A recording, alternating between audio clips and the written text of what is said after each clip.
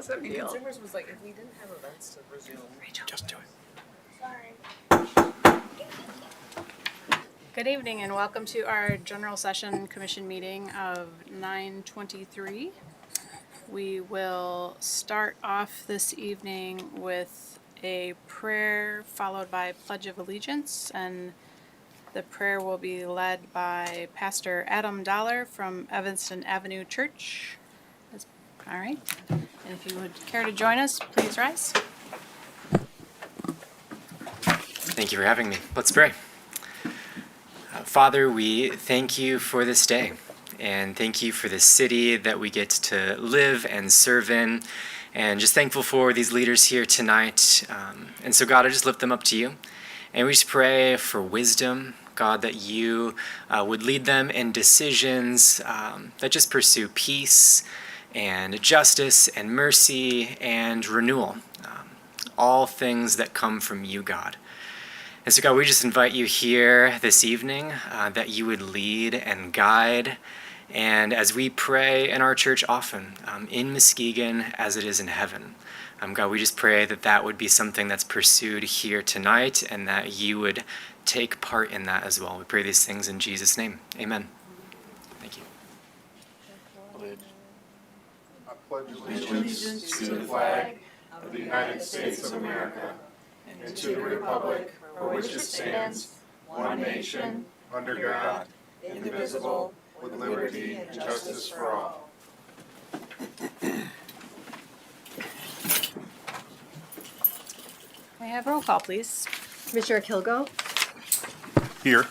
Commissioner Keener. Absent. Commissioner German, Here. Commissioner Gorman, Here. Commissioner Cochin, Here. Vice Mayor St. Clair, Here. Mayor Johnson, absent. Thank you. This evening, we are going to start off in honors, awards, and presentations with a resolution that will be shared by Commissioner Kilgo. Thank you, Vice Mayor. As the words the pastor just said, justice and mercy. Peace was the first word that he used, and I've just been having a lot of conversations over the past few weeks, and so a friend of mine helped me write up this resolution that I would like to share with you this evening.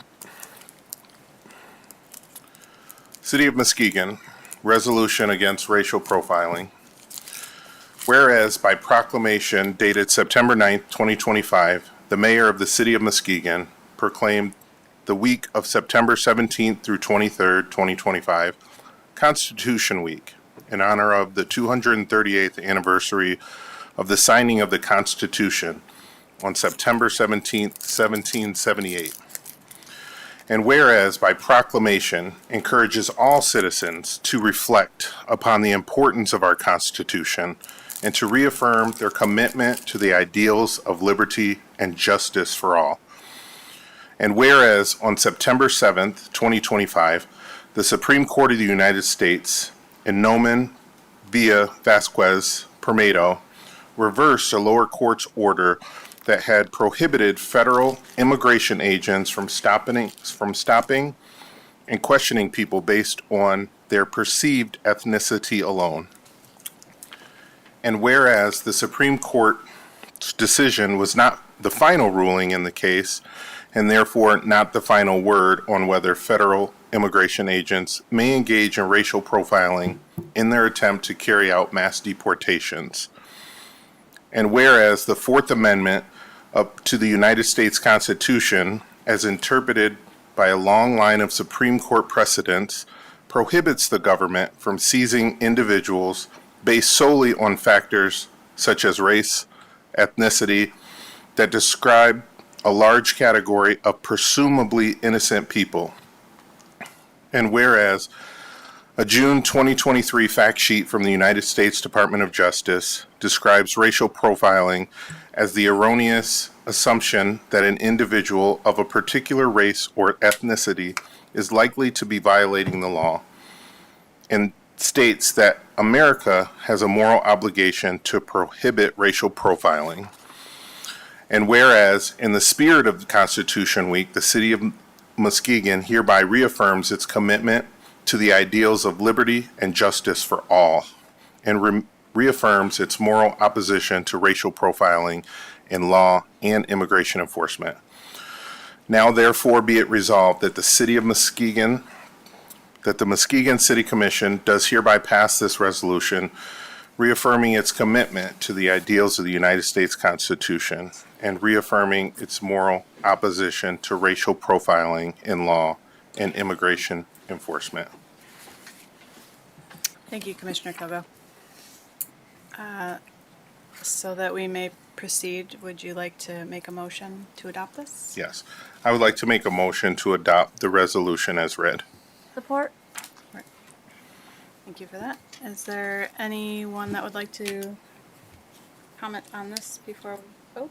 Commissioner German? Yes, thank you, Vice Mayor.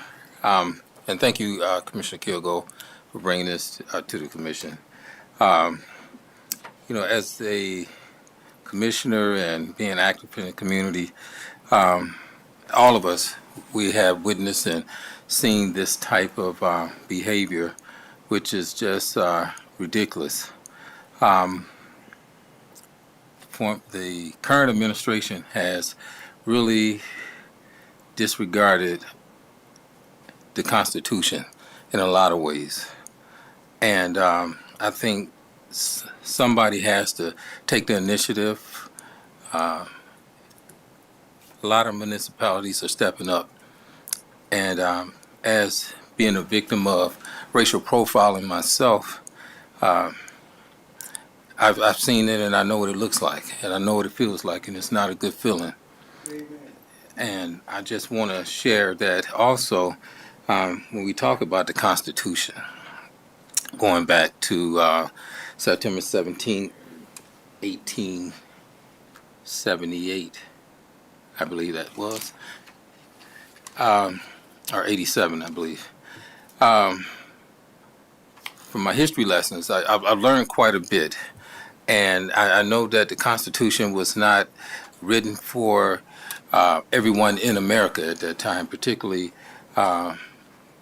blacks and Africans that was brought here and forced into servitude and slavery. Thanks to the ratifications and the changes in the 13th and 14th Amendment and the Emancipation Proclamation under the leadership of Abraham Lincoln, president at that time, things has gotten much better. We still have a ways to go. And I think the more we stand up and speak out, I think we could, as a nation, could heal some of the wounds and make change. But you have to speak out. You have to take those initiatives. So those are my thoughts. And again, Commissioner Kilgo, thank you for addressing this matter and bringing this up. Any further comment? I would like to echo some similar sentiments and thank Commissioner Kilgo for bringing this up to the table. It's so important in today's day and age that we defend our Constitution. I stand behind our Constitution, I stand behind our pledge, and I stand behind our people. No one should ever be racially profiled here in the city of Muskegon. And I'm not going to stand there quietly and let it happen. So thank you so much.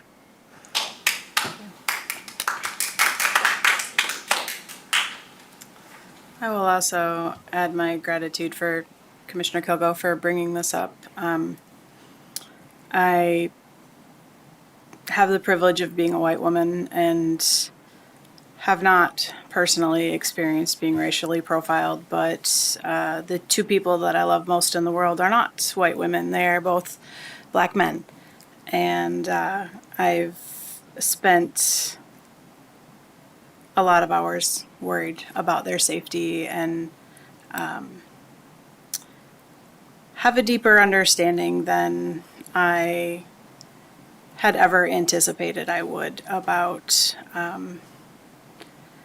the impact of race on people's safety. And I think that in these times, it is really, really important to continue to state that out loud, that while it should be equal and everyone should be safe, it's just not. And it is our job to continually stand up for the marginalized and to use all the power that we have to make sure that we are on the right side of history. So thank you again.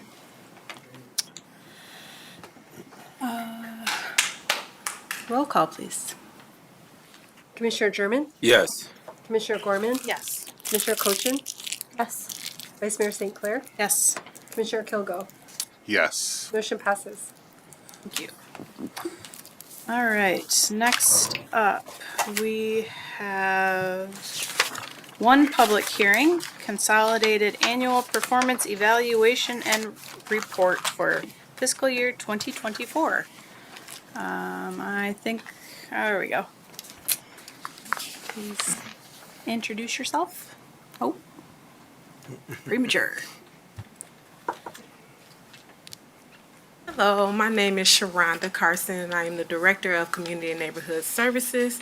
And I am here today to open up a public hearing for our 2024 Consolidated Annual Performance Evaluation Report, otherwise known as the CAPER.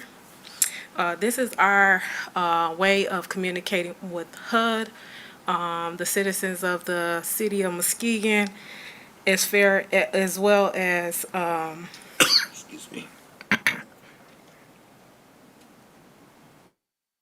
internally.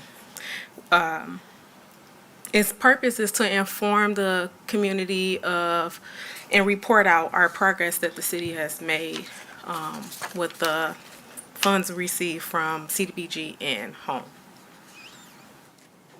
So the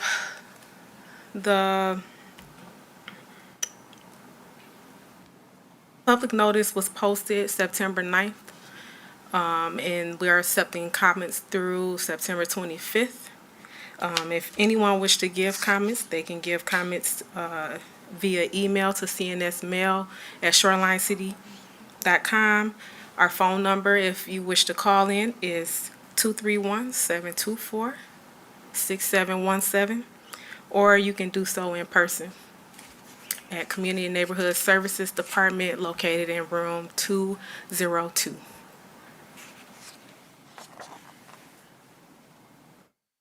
Thank you for that. Are we taking public comment at this time on this? Yes. Okay, so at this time, if anyone wishes to give public comment in person on the 2024 CAPER, now would be the time. And we will also have the opportunity for phone-in comment in a few minutes. So is there anyone that wishes to give comment on this in person? Seeing What none, happens when you get out of work? we can go to the phones. If you wish to give comment on the CAPER, the number is 231-724-6721.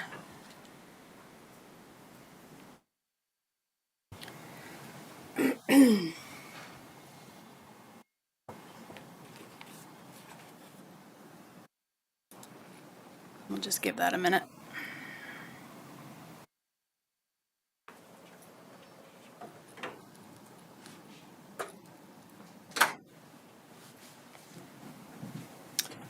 Any callers? No, Vice Mayor. All right. Commissioners, do you have any comment or question for Ms. Carson? Commissioner Kogo? Thank you. Thank you, Ms. Carson. So, like, for the public, I understand that, like, they don't necessarily, might not know what the CAPER is and all of the different departments that it touches, what our CDBG dollars go towards and stuff. Would you mind, I know that we have had several conversations earlier this year about allocation of dollars, what 2024 looked like. Could you just touch on a few of the things that our CDBG dollars do go towards in the city? Yes, so some things that we have put funds towards this year has been home repairs. There's the funds for the fire station bond. We also assisted Age Well Services with their senior Meals on Wheels. True North used our funds for a eviction prevention program. And we also designated money to the parks, so for Reese Park received a pavilion, I believe, and also the McLaughlin Neighborhood Association, they received improvements to alleyways, so we paved some alleys, I believe 3 of those for the, Thank you. And the report shows that we repaired over 58 houses last year.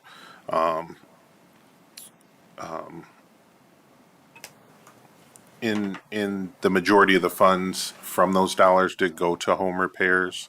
yes. So those are things like roof, siding, Yep. so on and so forth. Electrical, foundation, plumbing, those types of major, they have to be emergency type of repairs. So if the roof has holes in it, that's an emergency, water is leaking in, we will go ahead and take care of that. Will this report be available on either our website or the Connect Muskegon page so that citizens can go look at these numbers? Yes, the report is available online. It's been online since September 9th. Awesome.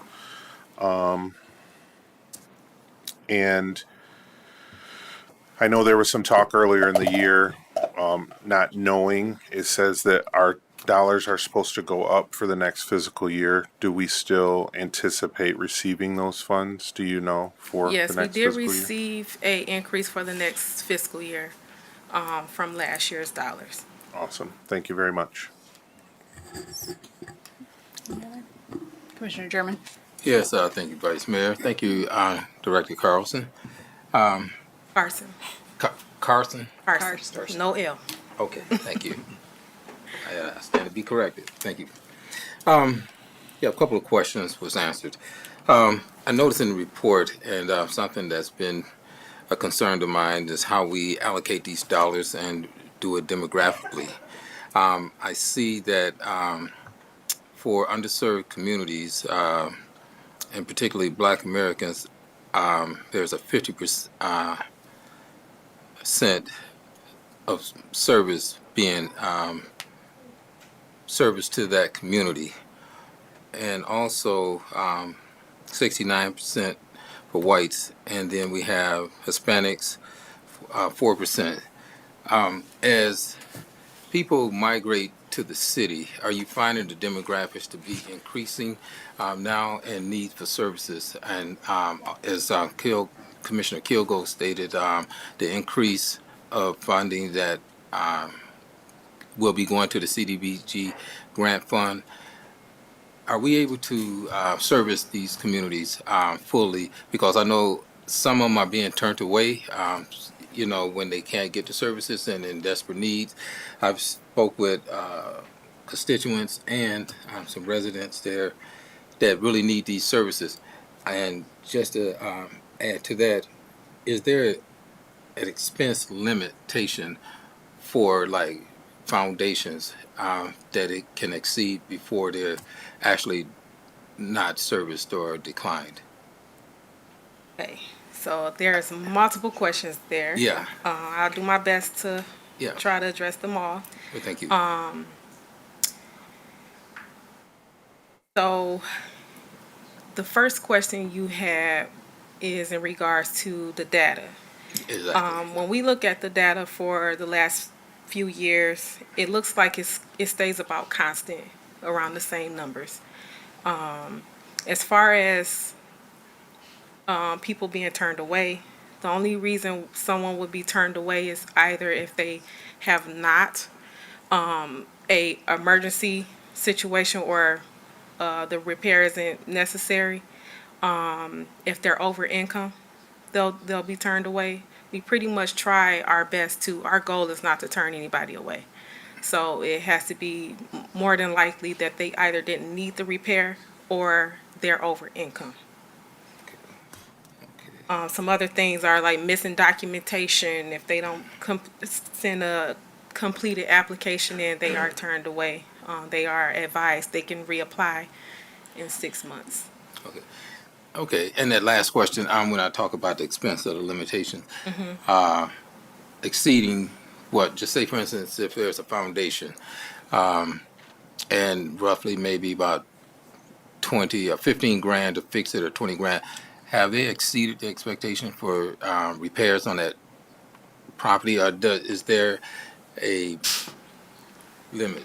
So, see how I can explain this. Okay, so if we've changed our processes. So when we're going to the houses, we're doing a whole house assessment.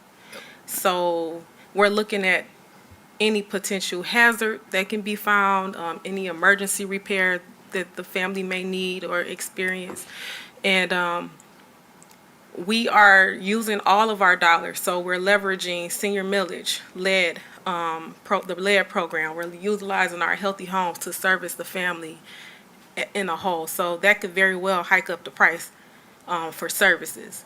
So if it gets to a point where we're there and there's too many things in our services after we wrapped around all of our services, and it becomes a point that we have to walk away, maybe the house is in too bad of disrepair. But that's not a common thing that happens. It's every blue moon that type of thing happens, and our goal is to make sure that our dollars are being utilized in the best way for that person, and we're there. Once we're there, we're not just looking at electrical, we're looking at everything, the whole total house, so that we can deliver the best service.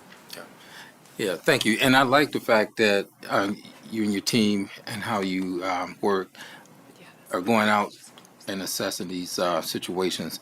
One of the concerns that I've had, because of what we do in other areas and the dollars we put in the downtown and other projects, some of these people are on fixed incomes and can't afford to refinance, take out a loan, anything like that, and sometimes they become in jeopardy of the house becoming dangerous building. So just trying to see how we can better service them, even if it's a situation where there are a lot of issues in homes, getting the items fixed or the problems fixed where they can still, be an occupant in that home and not be considered a dangerous building, and not see anyone, out on the streets or losing their house due to the building or their homes not able to be livable. So these are concerns that, I look at and how these dollars are spent and how we can better serve the community. We share those same concerns, and that's the whole premise of why we changed the way we offer our services now. So, like I said, that walking away from a project is few and far between. And if we can't save everybody. The last thing we want to do is say, no, we can't help you. But we are wrapping around all of our resources whenever we go to any home. Well, thank you. Yeah, and for most of all, we got to remember that these are taxpayers also, and people, sometimes can't help the situation that they're in because there's a lot of hardship, and before it's over, it's probably going to be a lot more people that's in this situation. So give it time. Yeah. Thank you. Thank you, Director Carson. Thank you. All right. Next on our agenda is an opportunity for any state, federal, or county officials to report out. Do we have any representatives from? I see none. All right.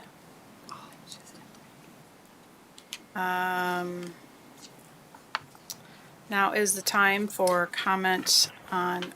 That was a public hearing. Oh, we did. We did that Oh, yeah, already, yes, that's yes. right. You're right. Sorry. I'm on it.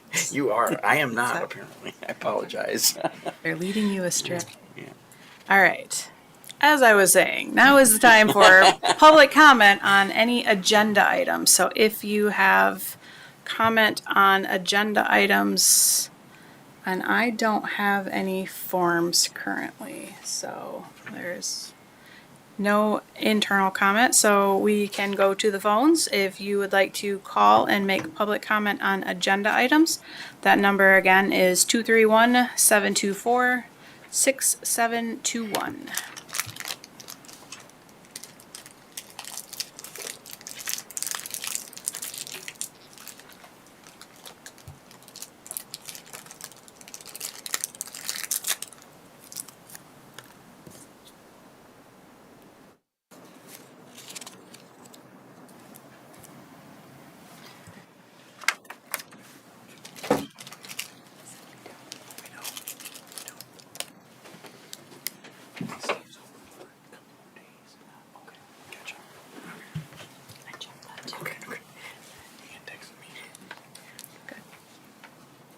Any callers? No calls. All right, thank you. And that public comment hearing will stay open for those of you wondering, for the Caper, you can continue to make public comments for, until September 25th, so 2 more days.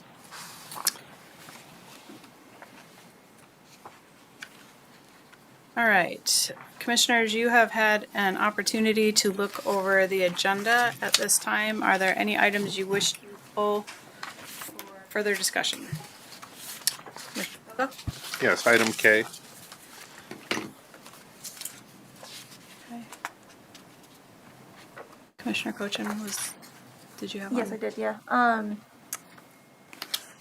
Item E, H, and L. C? E is an elephant. C is in cat. No, I said E is an elephant. E is an elephant. E, H, and L. Thank you. C and D for me.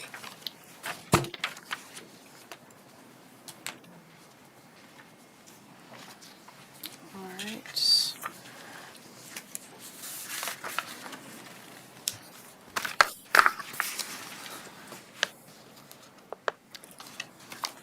All right, I would at this time entertain a motion to accept the consent agenda minus items C, D, E, H, L, and K.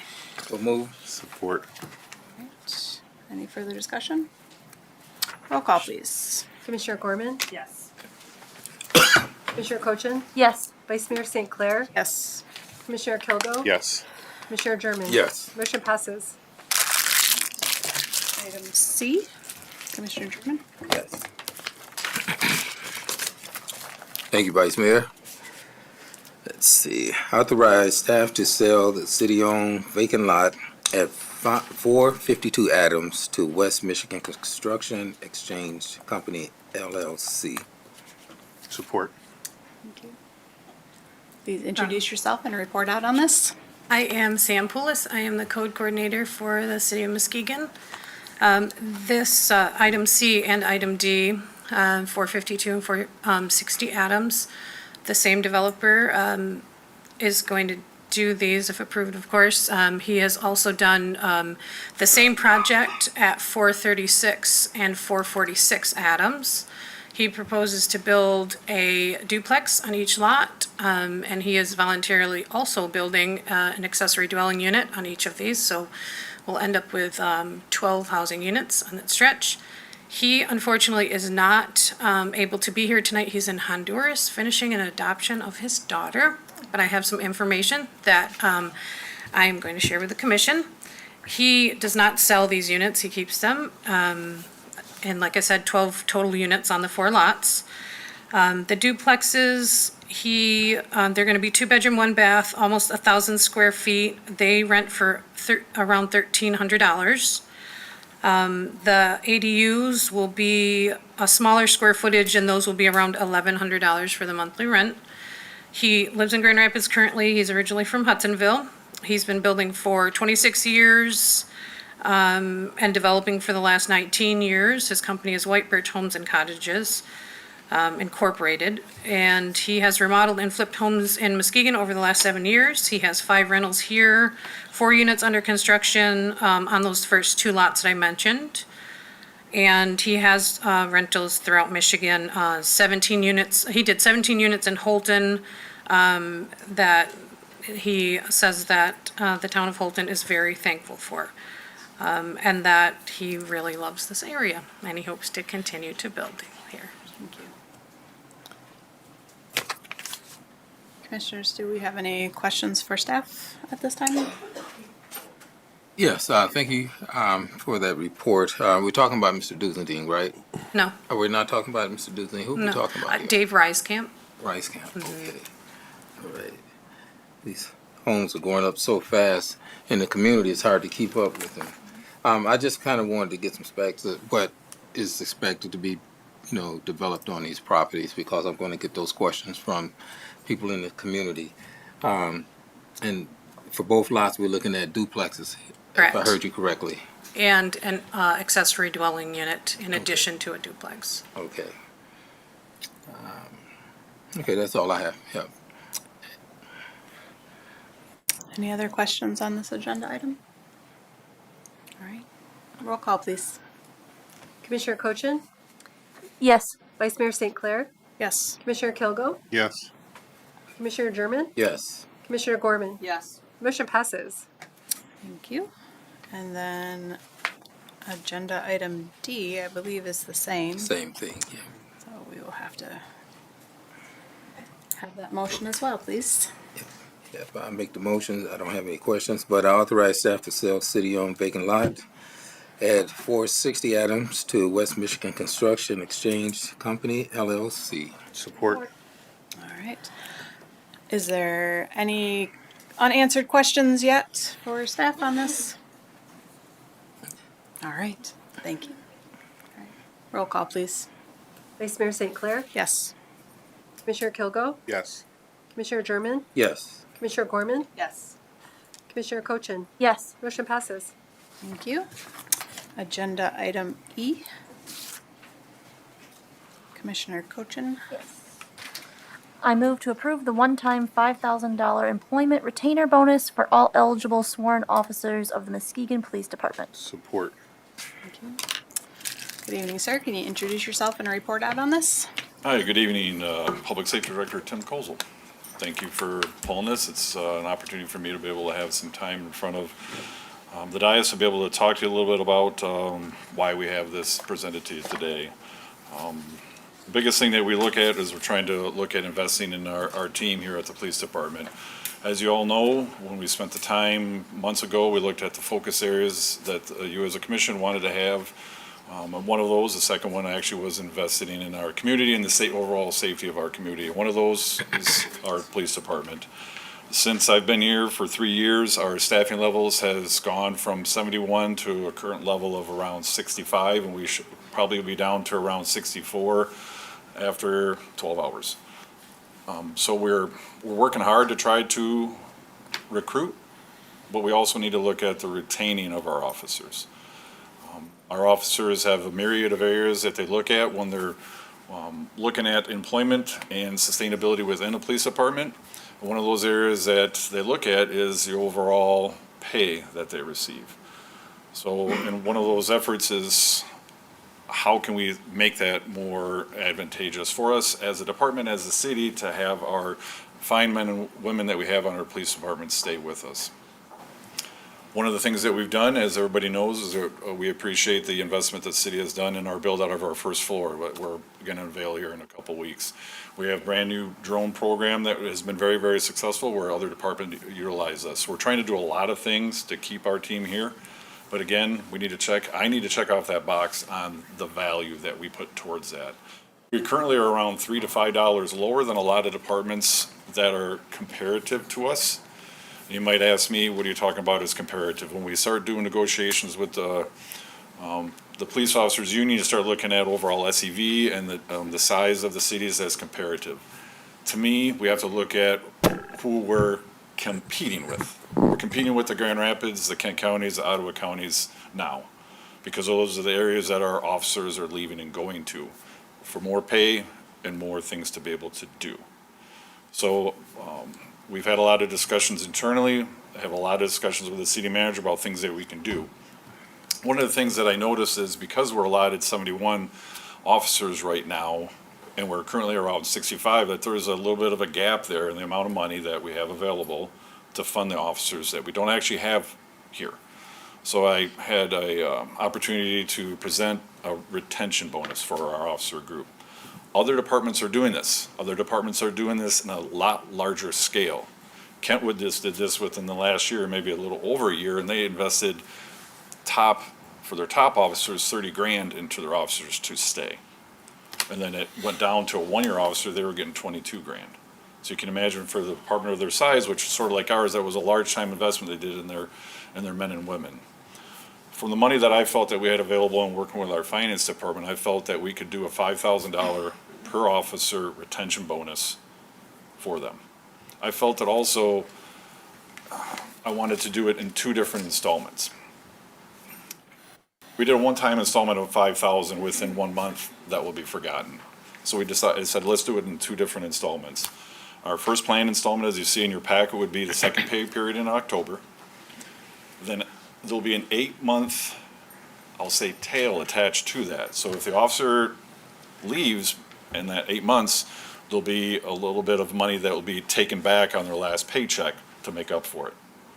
In June of next year, which is 8 months later, will be the next $2,500 that will be awarded to the officers, and then there'll be another 8-month tail on that. As part of this, I have met with the union and gone over this agreement with them, and they have felt very comfortable about it. They're pretty excited about this opportunity. We also are afforded, you'll see in the appendix on that, an opportunity for them to be able to invest that money if they don't want to have it as just a payment. So I'm looking forward to this as just one step in trying to retain our team. We've also had initial discussions with the city manager and the union of possibly upping their wages right now so we can be competitive. I think once we start being competitive on the wage scale, I think that'll help us not only retain, but it'll also help us recruit. As you've probably have seen, we also upped our lateral bonus for officers that already have experience to come and work here in the great city of Muskegon to $10,000 for a lateral bonus. We have been able to be successful with that, so we wanted to be able to throw out a little bit of a bigger carrot on that. So looking forward to having a lot of good young men and women come in here to work, to bolster our numbers, to get it up to where we need to be so that we can feel safe and that we can fulfill that goal that the city commission has of keeping our community safe. All right. Commissioner Cochin, did you have questions? I do, yes, thank you. And thank you very much for that very thorough explanation, Chief Kozel, that answered several of my questions. One of the things I did want to see if you could elaborate on is that investment opportunity for the officers. Can you elaborate on that, please? As currently, officers have a 457 that's built into their investments, and so they can throw that all in there. It's the same opportunity that they have when they want to cash in like their sick time once a year. They can put it into their 457. Everything will still be in the same withholdings that you'd have on your normal pay periods for these, so there's nothing that would be differentiating. But it would be an opportunity in lieu of the cash that would put right into your own 457. Okay. Do you think that this is a program that we will see continuing in the future years? Very good question. As of right now, after that second installment and then that second 8 month, that would be it for this actual agreement with the union of this retention bonus. My hope is that we're able to sit down and have good discussion looking at our overall future as far as the city and the affordability of additional funds to be able to pay them additional money per hour, which is a little bit more perpetual than a one-time bonus, right? I think that will assist us in keeping people after this bonus. Okay, I'm happy to hear that. And I wanted to let you know, I've been having conversations with folks lately and asking what we can do as a city commission to, help the police department to be able to do their jobs and keep our officers. And there have been some ideas going out there about, do we keep it in, move the bonus to the county if you live in the county? And, people are talking about like morale. And I always ask, like, how do you like Chief Kozel? And I have gotten a lot of really great responses saying that you are a wonderful leader. So thank you very much for your leadership. Appreciate that. I think there's a lot of good things that we have discussions. I'm meeting with the team right now within their shifts to try to describe what we're doing. I'm being right up front with them, telling them that we're proposing this, talking about wages, but then also listening to them about the different things that are the things that are not keeping officers here. We're going to keep working on those other areas. Wonderful. Thank you. Commissioner Kilgo? Thank you. Thank you, Chief. Do you think one reason we might be losing officers is lack of donut shops in Muskegon? No, I'm joking, brother. No comment. I'm joking. So you know that I am a former law enforcement officer, and I will say that in the time where I did practice law enforcement, I liked the job. I learned a lot. One of the reasons why I quit law enforcement was I just wasn't making enough money to feed my family. So I definitely understand that what our officers do for our city. I would like us to get back to the 71 number. I really am big on us recruiting and having a fully staffed, diverse police department here in the city of Muskegon. But we don't want to lose top talent to our neighboring cities. So I definitely am in favor of the retention bonus because our officers put themselves in harm's way every day. And not only do we want them to go back to their families, but we want them to be able to take care of their families when they are going back home. Have we had discussions with the city manager or other outside entities who may be doing it well as to things that we can do to up our numbers back to being fully staffed? We're going to get there. And I think that 71 is that number that we were at. I'm shooting for 79. I'm shooting for a comfortability because when you have those numbers in that 71 to 79 range, we can afford the time off for our officers. And that's one of the complaints I get is there's no time off available because we're at that lowest minimum standard that we want to have to be able to serve the citizens, okay? To have that extra amount of people, I shouldn't say extra, to have the amount of people that I believe we need to be able to safely serve the citizens is going to be in that 71 to 79 range, preferably 79. So then we can have 7 officers, so that we can have officers in these specialty units. I can backfill the detective bureau that I haven't backfilled because of someone leaving the unit. So we want to get to that point. To your question, yes, there is things that have been proposed that we can do to try to attract. Currently, we have 2 in the academy right now at Grand Valley. We have 2 that we're doing background on that we're going to send to Grand Rapids Community College. We still struggle, and all departments struggle across Michigan attracting recruits just to pass the basic physical agility test to get into the recruit academy. That's where we lose probably 80–85% of our applicants is just not able to pass that, and it's troublesome. We work with them on all the other little things like how to interview, right? We point them in the direction, we tell them what you need to do, the push-ups, the shuttle, all those things that get in the door. Yeah. So we're working on it. We're gonna keep working on it. We're even thinking of ways to maybe open up our gym and having officers in there to go over these things with them, to show them, this is what you gotta do. To try to get them in here and get them hired. Thank you. Well, my ankles are no longer good enough to join, but I really appreciate your efforts and what you do. Thank you, Chief. Commissioner German? Thank you, Vice Mayor. And thank you, Chief, for bringing this up and proposing this incentive for the officers. Never been an officer. Applied for Muskegon Police Department 3 times back in the past. Passed the physical agility test and all of those things. It's number 1 on the list. But due to the hiring practices and As I looked at it, at that time, I just felt that black officers wasn't being recruited enough. And that's why I'm intentional when it comes to talk about, the diversity and not get it mixed up, diversity mixed up with inclusivity. We need to be intentional about who we hire and make sure that our officers reflect the community that we serve.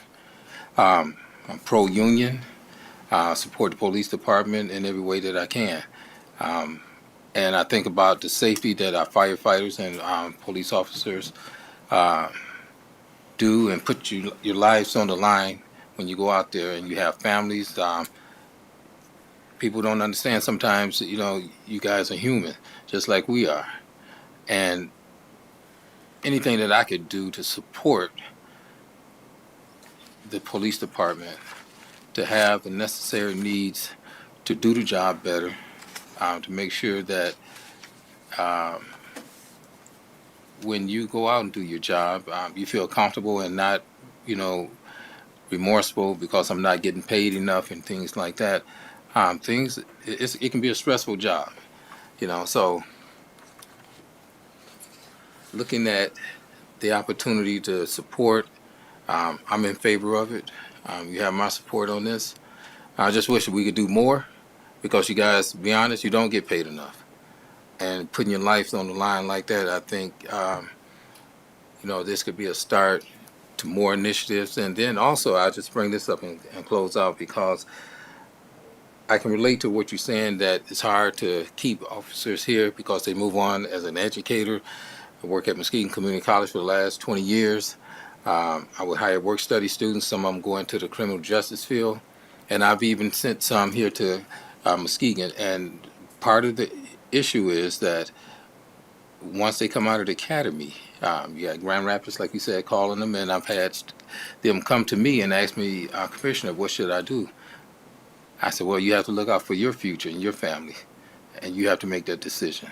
I would love to have you here in the city of Muskegon, but unfortunately, they do what's in their best interest, and that's to go make more money in a bigger city. So, yeah. So anything I can do as a commissioner to support our police department, yeah, I'm in support of that. You brought up some very valid points, and I appreciate it. Some of the things that we're working on. Last week, we just met with some members of the pastoral community here, and they invited myself to come on into church to just talk about the police department, to put a face to our police department, because I think that's beneficial. We've had meetings with Ken James from the college to try to start programs within the college that we can at least just bring us in there, and as you said, show that we're human and try to humanize us a little bit more. We're bringing back our youth academy, which will be at the end of October, so we can keep bringing our youth in to do that. And I've always stressed is that this isn't just about the honor roll students. This isn't about just giving out, some ice cream and some hot dogs. I want the young men and women that are ready and want to do this job. I also believe that we've been really working hard to try to start our Explorer program again. So then you have those homegrown men and women grow up and want to be a cop here in the city of Muskegon. So we're working on it. We're working on it diligently. Some of the things that we, as a department, have no control over, and I think everybody understands it, is that we're a civil service organization. We could have 100 people apply. I don't know if they're white, black, Hispanic, woman or man until HR is done with it, and they're down from 100 to 6 when they get to my table, right? Yeah. So it's a little bit difficult. I'd like to do a little bit more with that, but I understand the reason and why we have civil service. But we'll keep working at it hard. We'll keep working at it hard and hopefully be more reflective of our citizens. Yeah. Sounds good, Chief. Thank you. Yes. Thank you. I have a couple of questions. Can you talk a little bit more about the academy opportunity and the commitment that might come with that? I appreciate you bringing that up because I think this is a great opportunity to be able to ask for assistance in this, because the overall Recruit Academy money that's been available over the last 3 years has shrunk tremendously, from over $30,000 to $33 million to $22 million, I think it was this past fiscal year. And in the proposed budget right now, it's only $10 million. That is tremendous for the whole state of Michigan. it's been a bonus for us that we've been able to have that. What we do is when we hire under this, we're able to now pay a recruit a wage. And I think we're currently around $22 an hour or 24, right around that area, as they go to the academy. Plus, we'll pay for your academy. Everybody in the state of Michigan that has law enforcement, county and/or city, can take part of this, up to, I think it's 20 or 25 recruits total. We still have about 10 left that we can fulfill. But as you can imagine, everybody's fighting for that money. That 22 million that was for this fiscal year is already exhausted. We're lucky that the 2 recruits we have right now at Grand Valley, we're gonna be able to get money back from the state for not only their pay, but for the recruit academy. So that's shrinking. We'd love to be able to have our lawmakers be able to continue on with that money thing. It's a necessity, and it helps us. Or else then I'm gonna be coming to you and asking you for money out of the general fund to keep this program moving forward for our recruits. Is this available for individuals that do not have a bachelor's degree? High school education High school or education? equivalent. Okay. And when they complete this, are they making any sort of agreement or commitment to serve for some period of time? No, Okay. it's not our money. It's the state's money. So really, we're not trying to claw back something that is the city's money. I think that as we move forward, and I think there's legislation that has been signed in by the governor last year or this current year, that if we do it ourselves, I think we could start working towards that. And I think that might be an advantage for us. However, I will say this, I don't know if Chief Colza wants me known as the chief that is clawing back $4,000 from a young person because of, an academy. So we'll work through those things when they come. Yeah, I think sometimes if the expectation is set up front, you get a different result than if we're trying to claw it back after the fact. But I appreciate that it's a flow through and not out of our budget. Is this proposal budget neutral then? It's going to be very close. Okay. I've had a lot of meetings. I just had Hayden in my office right before I came here, so it's going to be really close. It's all dependent upon how our overtime money for the first couple months, so I think we're going to be pretty close. Might be a little over, but I think we're going to be able to get through it. Okay. And, as somebody who's been in management for a long time, I understand turnover is really expensive. It's very expensive when you train somebody, you spend many dollars and many hours getting them up to speed, and then to learn them, to bring them up to speed so that they know what they're doing, and then to lose them. I don't remember what the exact dollar amount, but it is substantial. So I think that we can invest $5,000 to hold on to, it was something like $25,000 or $30,000 that we were spending at my current employer on onboarding and training and all of the resources that go into getting somebody to the point that they know how to do their job. So it seems like a decent return on our investments. So, Heartily agree. Mr. Gorman, did you have anything to add? I have one more question. Chief Kozel, while you guys were talking, something came to my mind. One of the things that Commissioner German has brought up before, and I've talked about before, is our veterans. And is there any benefit here for veterans? Like, do they have any additional preference in the recruitment process or anything like that? A very good question. We are an equal opportunity employer no matter what. However, some great ideas have come up to me in these discussions over the last couple of weeks, and I think there's opportunity. There's opportunity to be able to hit our recruiters' stations because people are coming home and getting done with their time, right? To start offering them an opportunity to come here and work, and that was an idea that came up from within. So we're working on that to try to start now diverting and having our officers come in and just having discussions, not just put a flyer up on the wall or put some cards there, but just have discussions with young men and women that are returning from their deployment or their 4 years or their 2 years to offer them an opportunity to work here. Thank you. All right. And just one more question for me. Thank you, Vice Mayor. Maybe the city manager can answer this. Trying to figure out where the funding would come from. Would that come out of a general fund? It's, yeah, this is out of the general fund, not the police budget.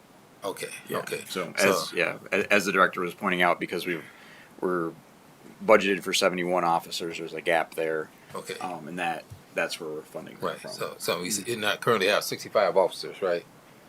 So at 5,000 apiece, so we're looking at about 325,000. Yeah, I think at the total I'm looking at is 330. Okay, 330, Yes. okay. Yeah, okay, thank you. All right. Roll call, please. Commissioner Kilgo, Yes. Commissioner German, Yes. Commissioner Gorman, Yes. Commissioner Cochin, Yes. Vice Mayor St. Clair. Yes. Motion passes. Thank you. Moving on to item H, engineering services contract for the Henry Corridor Signal Improvement Project. Commissioner Cochin. Thank you. I move to approve staff to enter into a contract with Rowe Professional Services Company in the amount of $126,616 for design and construction engineering services on the Henry Corridor Signal Improvements Project. Board. Please introduce yourself and report out. Good evening, Vice Mayor, Commissioners, Dan Vanderhyde, Director of Public Works. This is an item to hire an engineering firm for the design of 3 traffic signal replacements, all on the Henry Street corridor at Sherman, Hackley, and Laketon. This project is a couple years away yet from construction, but because of federal funding requirements, we've got quite a few things to accomplish before we get there. So we're hiring now, and the project will be built in 2027. We got $250,000 from the federal, the local committee, the MPO is the term, that distributes federal funds, and we'll match that with our own. Wonderful, thank you. I wanted to bring that up because a lot of people have experienced the lights going out at those intersections specifically. And one of the things that goes through my mind, you had mentioned in the report here that these lights are some of the older lights in the city. Can you elaborate on how old these lights are? Well, not exactly.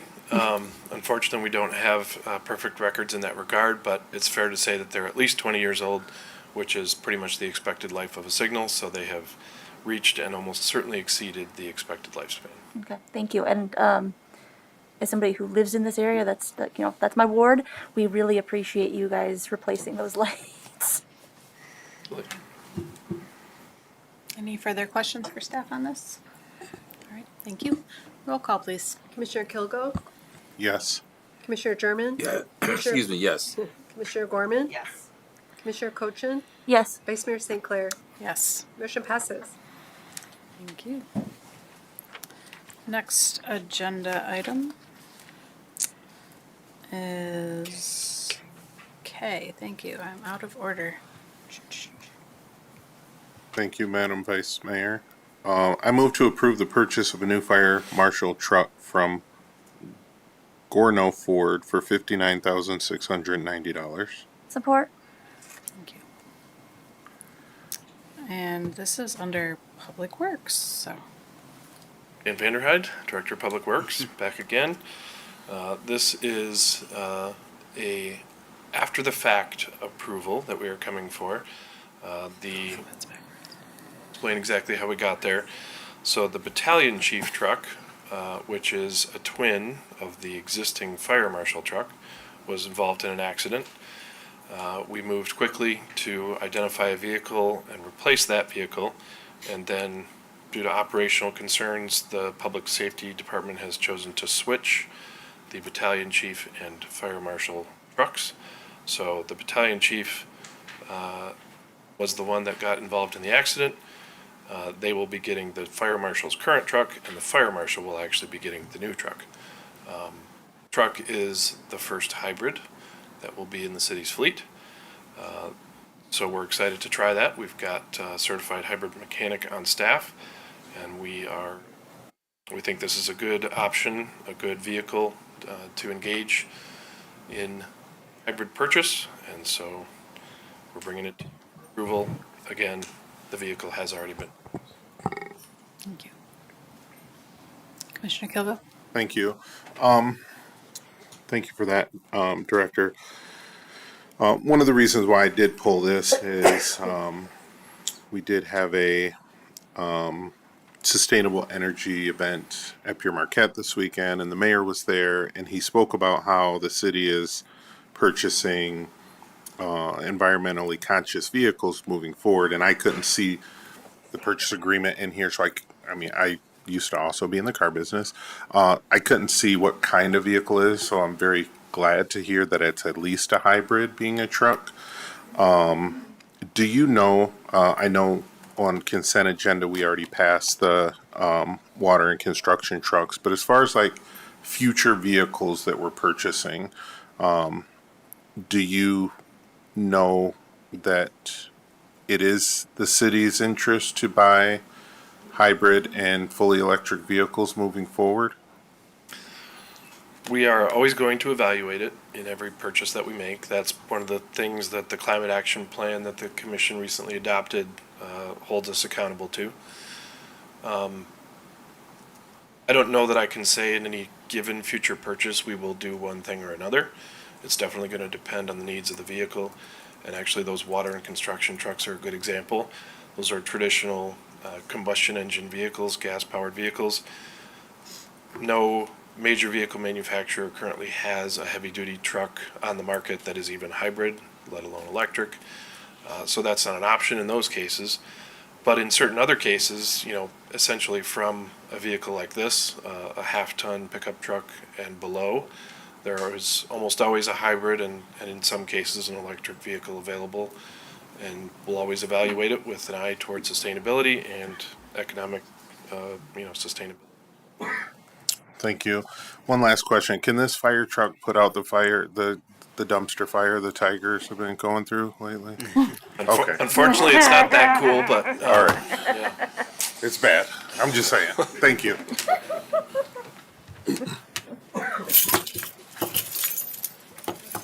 Thank you. Tigers. Commissioner Kilgo brought up what I was going to ask, so I just wanted to share my support. If we're looking at, future purchases of, these large service type vehicles that sit idling, typically using up diesel and, emitting CO2, I would love to see us look at, the hybrids or even full electric versions to kind of help reduce some of those CO2 emissions and potentially save us some money in the long run. Thank you. Mr. Manager, did you have something to add? Yeah, I just wanted to note there was a mention that the previous truck was involved in an accident. It was not staff's. Staff was not should at have fault mentioned in that. this accident. Staff was not in the vehicle when the accident occurred. It was struck while stationary. So just wanted to make sure that that was made clear. So. Thank you for that clarification. Any other questions for staff on this? All right, if there are none, roll call, please. Commissioner German, Yes. Commissioner Gorman, Yes. Commissioner Cochin, Yes. Vice Mayor St. Clair, Yes. Commissioner Kilgo. Yes. Motion passes. All right, that brings us to item L, Brownfield Plan Development and Reimbursement Agreement for Muskegon Central Park LLC. Commissioner Cochin. Thank you. I move to approve the Muskegon Central Park LLC Brownfield Development and Reimbursement Agreement and authorize the mayor and city clerk to sign. Support. Good evening. My name is Jake Eckholm. I'm the Director of Development Services for the City of Muskegon, pinch hitting for Jocelyn Hines, Economic Development Analyst. So this is the Development and Reimbursement Agreement, which dictates the terms of TIF capture and payment for the approved Brownfield Plan, which was approved by the BRA back in, I believe, February or March of 2025. So the reason, typically we'll do the development and reimbursement agreement in the same meeting. The reason we didn't with this one is because this was our first housing TIF project, which, as we've discussed before, the update to the Public Act 381, which is the Brownfield Act, allows for developers to TIF potential rent loss in apartments and other housing developments that feature units reserved for folks at or below 120% of the area median income. As party to that amendment of the statute, it includes some new statutory authorities by MISTA, where if someone is pursuing a portion of the state education tax in their housing TIF, then it is subject to a review by MISTA. That is the reason that this DRA has been delayed. At this particular project, as I think we know, is the Central Park Apartments at the former Muskegon General Hospital site. It's 144 units. All of those units are called to be subject to the housing TIF, so at or below, for renters at or below 120% of the area median income. And they're a mix of 1, 2, and 3 bedroom apartments. Demolition is underway of the existing structures, and I believe the first 2 buildings are slated to begin construction this fall. With that, happy to answer any questions. Thank you. You answered my question. I wanted you to explain why we were doing it in that order, so thank you. All right. Any other questions for staff on this item? Seeing none, roll call, please. Commissioner German, Yes. Commissioner Gorman, Yes. Commissioner Cochin, Yes. Vice Mayor St. Clair, Yes. Commissioner Kilgo. Yes. Motion passes. Thank you. That concludes our agenda items. Is there any unfinished business? I see any new business. I see no new business. Any other business? All right, then that brings us to general public comment. I do have one comment form. We will have a time for folks to call in a minute. Don't call just yet, but the number will be scrolling on the screen, so. And I have one comment form from Dr. Rainey Starr. You will have 3 minutes to give your remarks.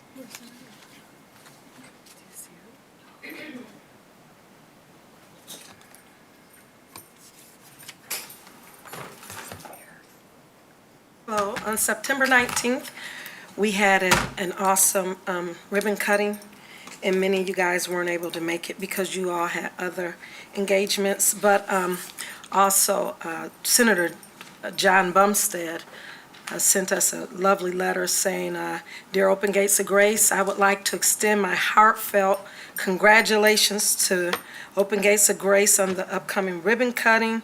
Your commitment to rebuilding after unimaginable hardship is truly commendable. What began as a tragedy has now become a remarkable story of resilience, compassion, and service. The restoration of 21 affordable housing units not only provides safe and stable homes for Muskegon residents, but also stands as a symbol of hope and renewal for their entire community. And if he may be of any further assistance, he doesn't want us to hesitate to request or ask. And in addition to that, we had over 100 people in and out. A lot of our community advocates out there, Love came out, DHS, about 8 or 10 people from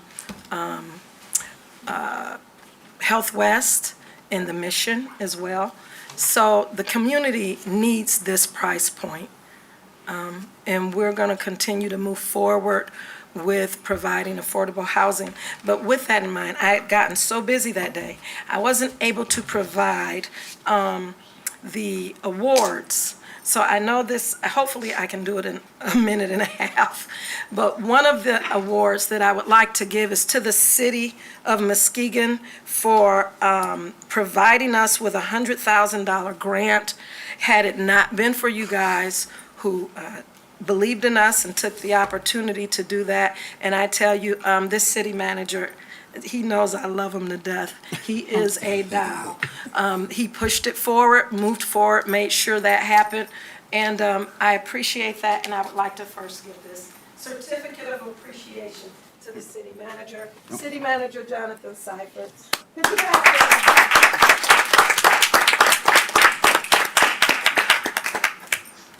Also, I would just like to give a special thanks to a man, sorry, Vice Mayor St. Clair, this man will forever be my Vice Mayor. That's what I call him. He is Commissioner Willie German Jr. From day one, prior to me even becoming the pastor of Open Gates of Grace Ministries, which was originally a Greater Grace, he was there to assist them. They had homeless people. My mom didn't understand. But when we inherited the building, we inherited several homeless people in 2020, right during the pandemic. And so he came in, he assisted them, and he also assisted us in everything and just advocated for us. And we would just like to give him a hand. We love him. This man is our family.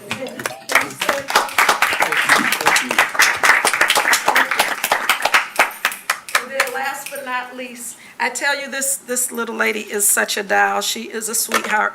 I had the opportunity to just personally talking to her. She came to the appreciation award ceremony, and although I wasn't giving her an award, I would just like to give her a card for thank you, a thank you note, because she came in and she brought beautiful, I'm telling you, beautiful items for the ministry, for the unhoused, beautiful bed sheets, covers. I mean, she even brought what do you call them? Phone chargers. Yeah, phone chargers, and you don't understand, that's one of the main things that are always getting stolen or lost or broken. So we just wanted to just give you a special thank you for that. Thank you, Commissioner Cochin.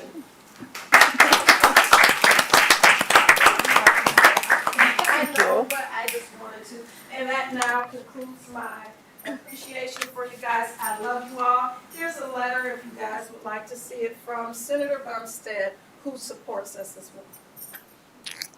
Thank you. Thank you, Doctor. Thank you, Dr. Starr. All right, we do have one from Leonard Jones from the Lakeside neighborhood. You'll have 3 minutes to give your remarks.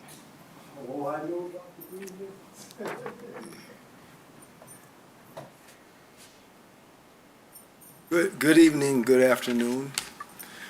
First of all, I'd like to thank Mrs. Katrina Cochin for the assistance that she has given me in my endeavors.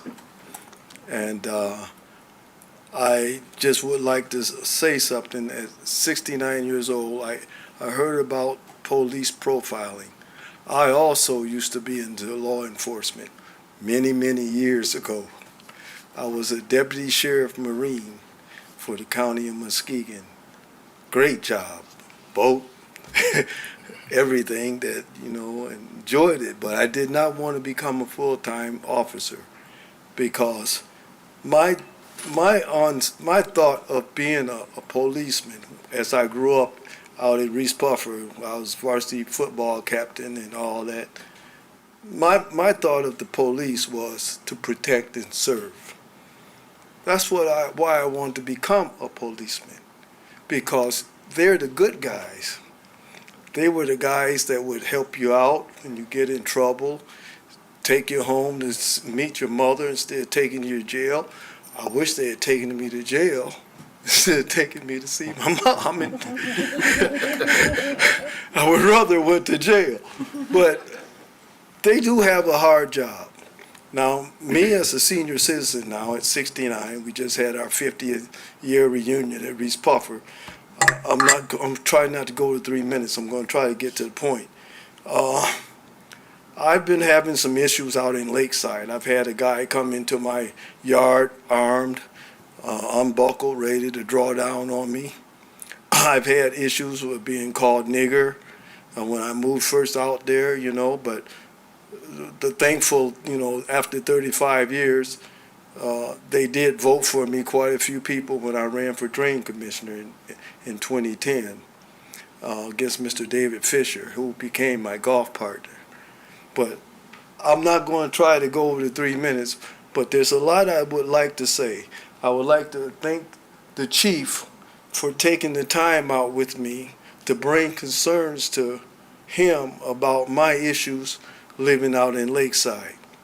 I thank Ms. Katrina for taking and looking at the voting issues that came up here during the voting out at Silversides.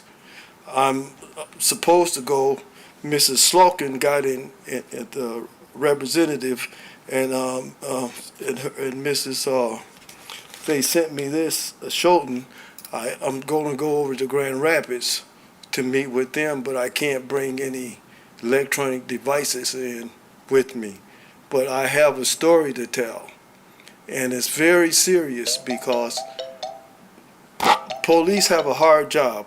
I always admired the police, but unfortunately, you know, if you get untrained people in those positions that are not aware of the different cultures and issues that you're dealing with, they sometimes make mistakes because they're only human.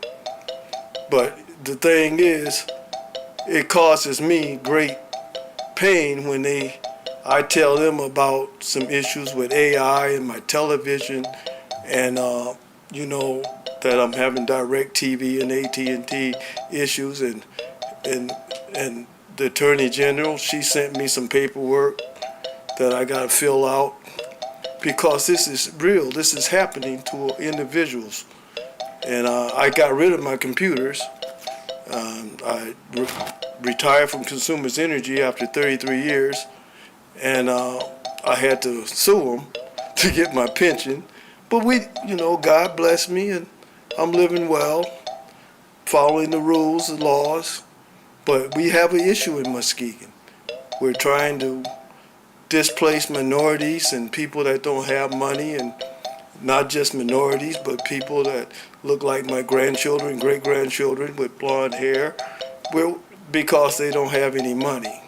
We're bringing in Sorry, all Mr. these. Leonard, that is your time. Okay, thank you. Thank you Thank for you. coming. Is there anyone else that wishes to give public comment?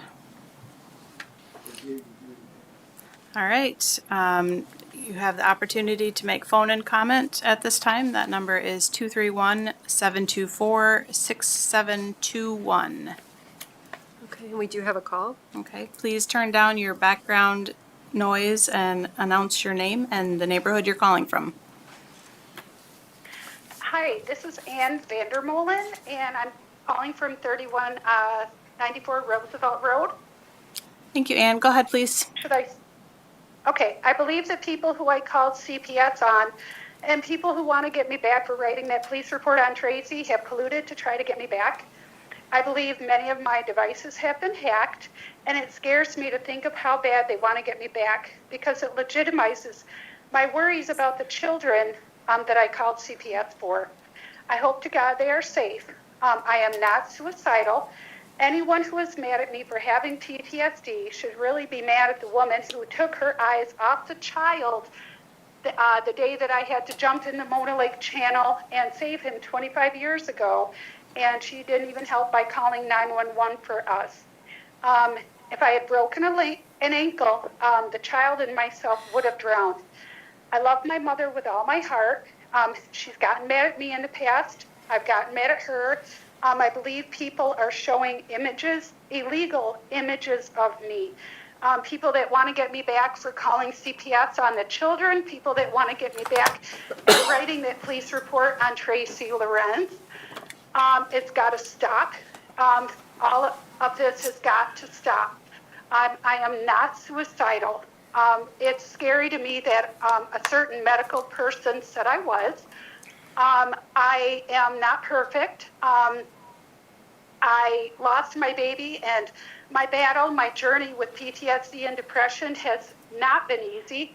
I've been getting off of Ativan in the past 3 years, and that's been a really tough road. I've always been kind of a hippie and have cared for people more than money. I have never stolen money from my parents or asked them to change their will. Some people know how to rile me up so that I say things that I regret. And according to police officer Joshua Rance, I need to be careful of people recording me illegally. I know that Sheriff Poulin's wife would not want any harm to come to me, and I'm afraid of the people I called CPS on. My mother was a member of the wonderful Oregon Guild in town that's gone now, and I love music the same way my mom does. I've written some country songs, and all I want to do someday is take them down to Nashville and see if anybody likes them. My mother does not have Alzheimer's, and she writes her own bills every month. And if Tracy's still showing the part of the video without my face, it's still illegal. I need the community to stop harassing me because I wrote that police report on Tracy Lorenz. The harassment of me has got to stop. I'd appreciate it if the Muskegon Police Department would ask the community to stop harassing me. Thank you. Thank you, Ms. Vandermolen.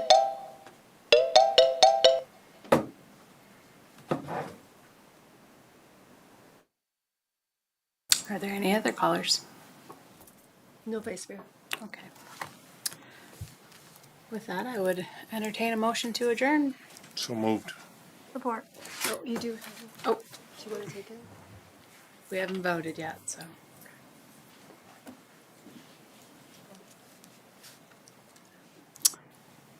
Thank you for calling the commission. Please turn down your background sound and state your name and the neighborhood you're calling from. They just hung up. All right. We have a motion, we have a support. All those in favor of adjourning? Aye. We are adjourned.